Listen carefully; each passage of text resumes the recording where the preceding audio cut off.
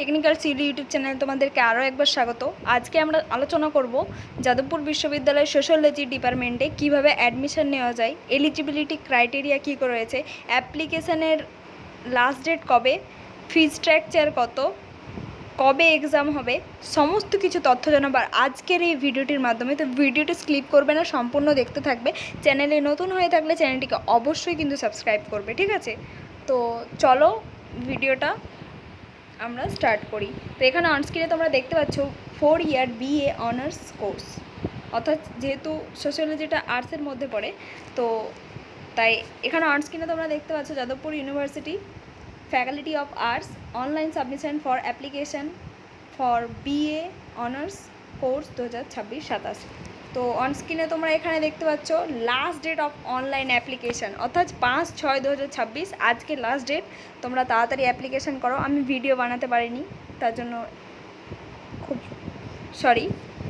আর হচ্ছে তোমাদের যে অ্যাপ্লিকেশান ফি স্ট্রাকচার চাওয়া হয়েছে সেটা হচ্ছে সম্পূর্ণ ফ্রিতে তোমরা অ্যাপ্লিকেশান করতে পারবে, এবং এক্সাম চার্জ হিসেবে যেটা কাটা হবে সেটা হচ্ছে SC ST এবং PD EWS ক্যাটাগরিদের জন্য 100 টাকা, এবং আদার্স ক্যাটাগরি অর্থাৎ যারা জেনারেল এবং OBC ক্যাটাগরির মধ্যে রয়েছে তাদের জন্য কিন্তু 200 টাকা তোমাকে এখানে পে করতে হবে। আর অন্যান্য কোয়ারিজ যদি তোমরা জানতে চাও তাহলে যাদবপুর ইউনিভার্সিটি এই ইমেলের থ্রুতে তোমরা জানতে পারো।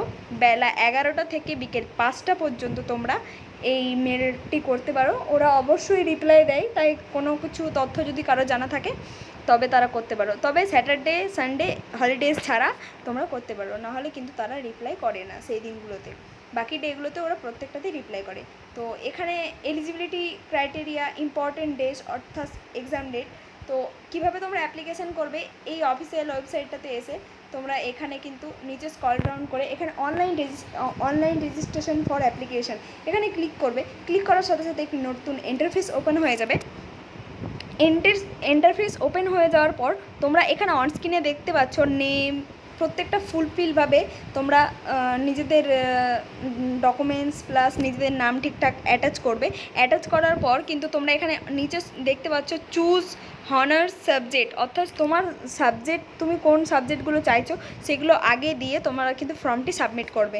তো আমি যেহেতু কোনো ফর্ম ফিল আপের এখানে ভিডিও নিয়ে আসছি না, তাই আমি ফর্ম ফিল আপটি করছি না। তো আমি তোমাদেরকে জানাবো এলিজিবিলিটি ক্রাইটেরিয়া। তো চলো এলিজিবিলিটি ক্রাইটেরিয়াটা আমরা দেখে নিই।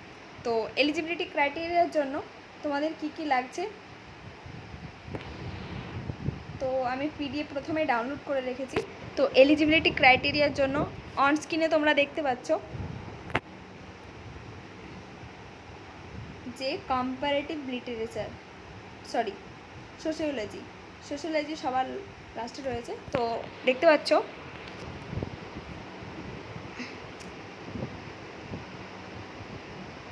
সোশিওলজির ক্ষেত্রে কিন্তু তোমাকে 80% মার্কস, 80% এইচএসে পেয়ে থাকতে হবে যদি তুমি জেনারেল এবং EWS ক্যাটাগরি হয়ে থাকো। আর যদি তুমি SC ST হয়ে থাকো তবে 60% লাগবে।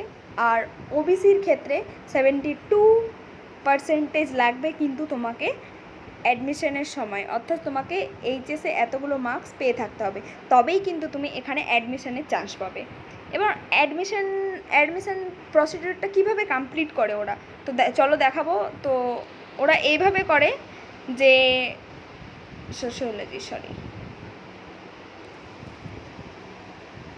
তো অন স্ক্রিনে তোমরা দেখতে পাচ্ছ এখানে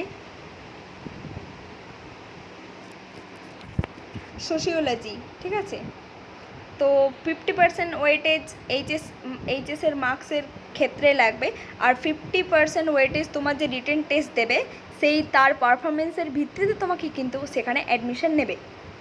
অ্যাডমিশনের যে অ্যাপ্লিকেশান তোমরা সাবমিট করলে তারপরে যে এক্সাম ডেট সেটি কবে রয়েছে, তো চলো অন স্ক্রিনে তোমাদেরকে দেখাবো।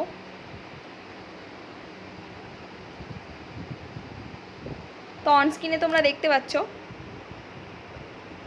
সোশিওলজি তোমাদের কিন্তু এক্সাম ডেট দেওয়া হয়েছে 25/6, অর্থাৎ 25/6/2026 বেলা 11:30 থেকে দুপুর 1:30 পর্যন্ত কিন্তু তোমাদের এক্সামের শিডিউল দেওয়া হয়েছে।